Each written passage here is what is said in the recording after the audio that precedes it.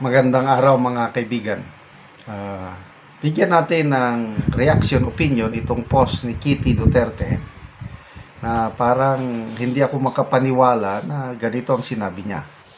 Ito, post lang ito, basahin ko lang at mag-react lang ako ha. Sabi niya, Senator Ping Lacson, sinabing kapag napatalsik si Pangulong Marcos Jr., dapat si Senator Tito Soto ang papalit sa kanya.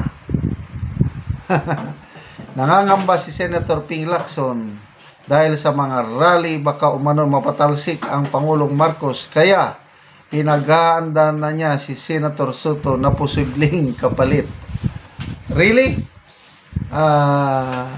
Again binasa ko lang itong post. I am not sure kung totoo ba napahayag ito ni Senator Lacson. Parang hindi totoo. Kasi very clear sa Constitution na kung ang presidente alis o mag-resign o mapatalsik,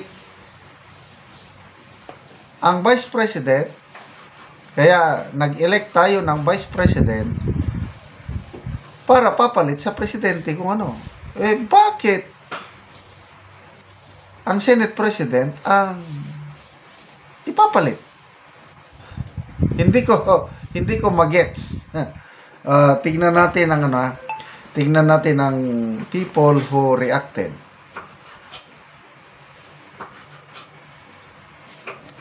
16,000 people ang nag-react.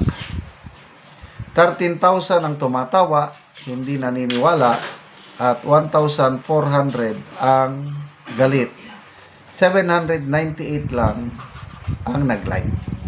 So, halos 2% lang ang pumapayag na si Senator Soto ang papalit na presidente. Grabe naman. Kasi marami itong mga kakamping, mga basta anti-Duterte forces. Sabi nila, hindi daw karapat-dapat na maging presidente si BP Sara. Kaya, marami akong post na nababasa ngayon, pahayag ni Senator Soto na panawagan niya sa taong bayan na huwag hayaang makabalik ang Duterte sa Malacanang. So, I don't know kung anong ibig niya sabihin sa 2028 ba o ngayon na medyo alanganin ang leadership ng Pangulo. Ang daming nagrarally. Pagkatapos ng INC rally, meron pang isang rally, nakalimutan ko lang kung sino at kung kailan, bago yung November 30 na rally. Baha sa Luneta ang tawag nila sa ano. Kaya lang, sabi nila, bawal daw mag-attend sa Luneta Rally sa November 30 ang mga supporters ng Duterte. So, tingnan natin mga comments, ano? Kanina, may nabasa akong post sa interview.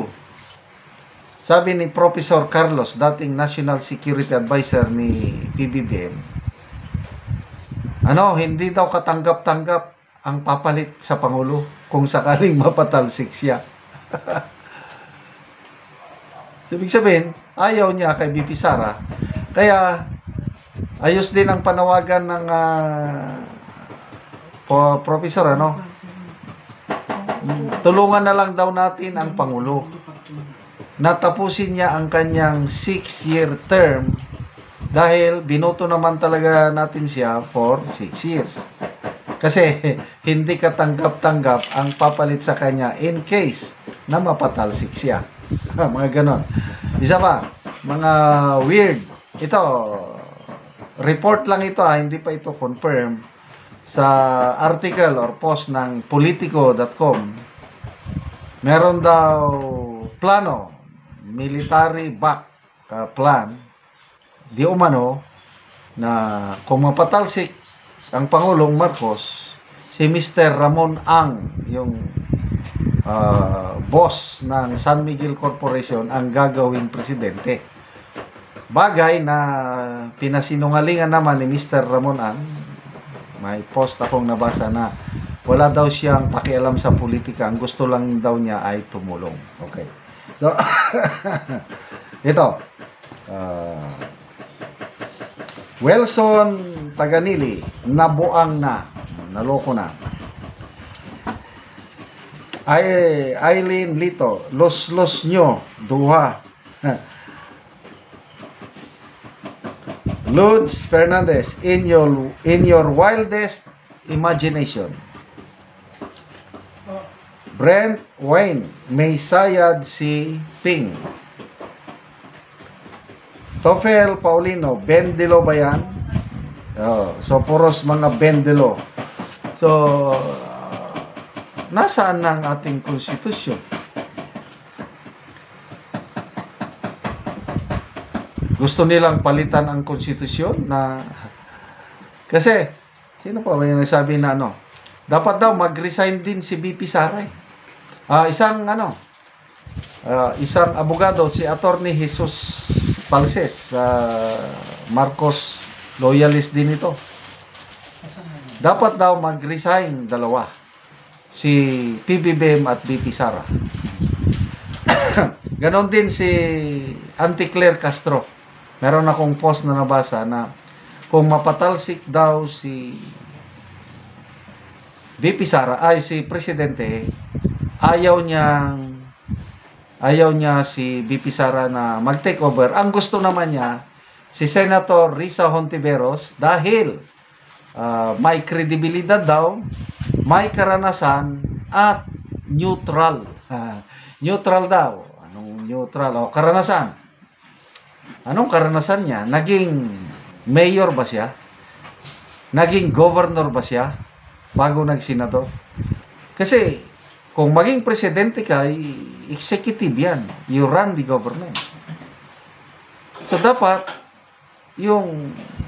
to me ang isang magaling na presidente sana ay may experience na sa local government unit.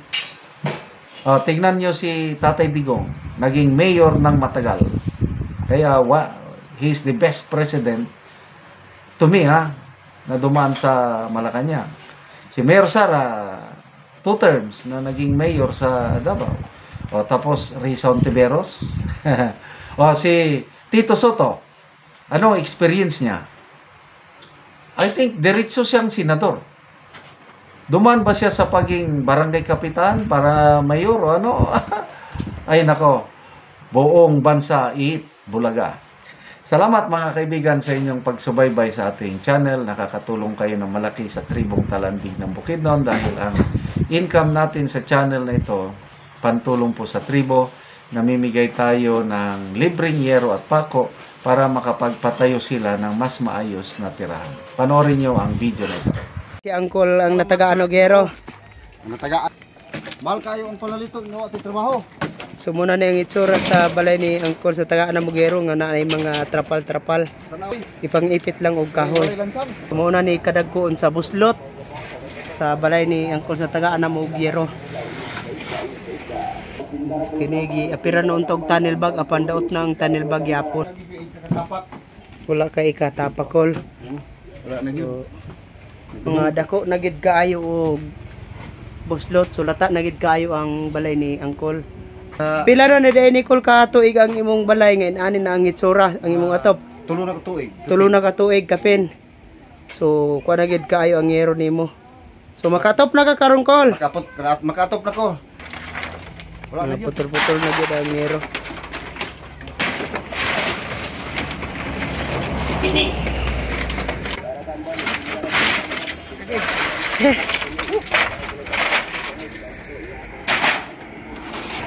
Mga bato Col. Ipang butangin lang og bato.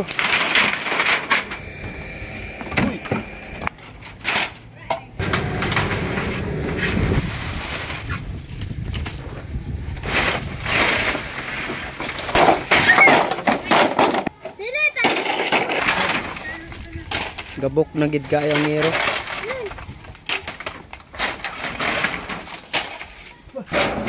na gid si Uncle.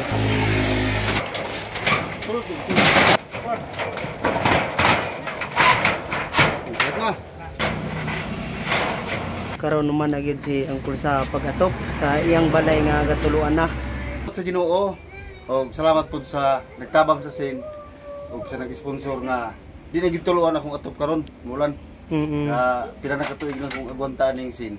Oo. Mga tig kapalit karon may kay naay nag-sponsor ani. Oo. So salamat pud sa Ginoo. Salamat.